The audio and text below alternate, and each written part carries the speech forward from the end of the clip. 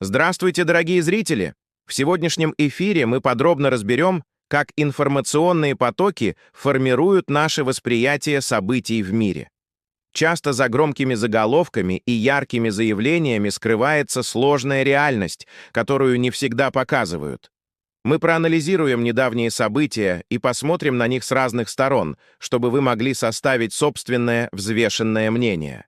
Вместе мы будем учиться отделять факты от интерпретаций и понимать, какие цели преследуют те или иные источники информации. Присоединяйтесь к нашему обсуждению, чтобы вместе разобраться в сложной картине современного мира.